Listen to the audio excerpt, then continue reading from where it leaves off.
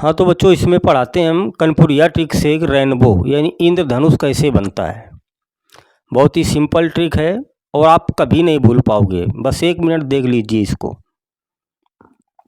इंद्रधनुष कैसे बनता है, तो इसकी एक लाइन में अगर हम परिभाषा आपसे बताएं कि जब बारिश होती है और जब बारिश बंद हो जाती है तो वर्षा की छोटी छोटी बूंदें वायुमंडल में तैरती रहती हैं।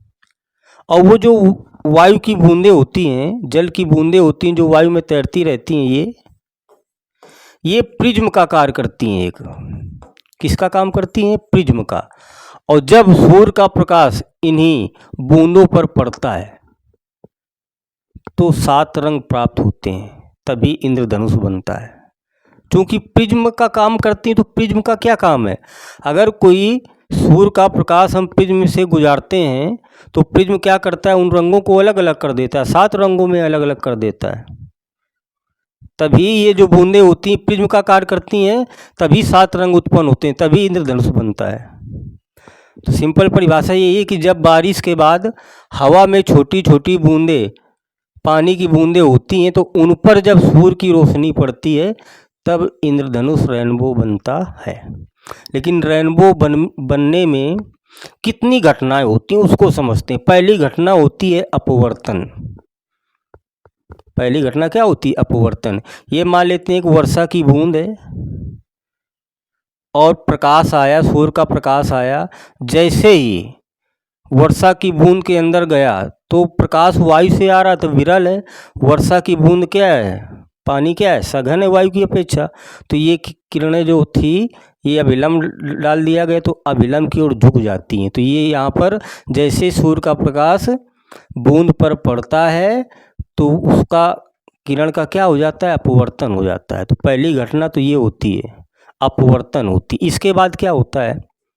अब ये बूंद है, इसके बाद होता है डिस्पर्सन यानी विक्षेपण होता है। क्या होता है?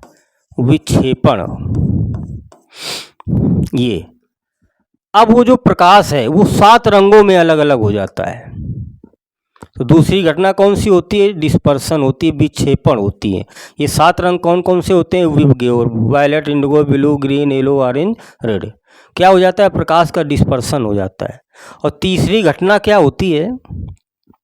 इंटरनल रिफ्लेक्शन, आंतरिक परावर्तन होता है। जब 7 रंग विक्षेपण हो जाता है तो ये जो साइड है, ये वाली, ये आंतरिक, ये किरणें 7 रंग क्या हो गया? इसमें विक्षेपित हो गया। इसके बाद ये अंदर से इनका पुनः क्या हो जाता है? रिफ्लेक्शन हो जाता है।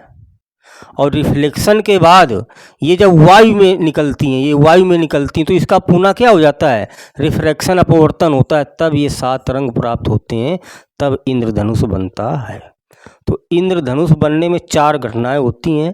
पहली घटना होती है अपवर्तन, दूसरी होती है डिस्पर्सन, विक्षेपण, और तीसरी होती है इंटरनल रिफ्लेक्शन यानी आंतरिक परावर्तन, और चौथी घटना वही आपकी पहली फिर दोहरा जाती है, क्या? रिफ्रैक्शन। तो कुल मिला के 3 घटनाएं होती हैं, अपवर्तन, डिस्पर्सन और इंटरनल रिफ्लेक्शन के कारण इंद्रधनुष बनता है।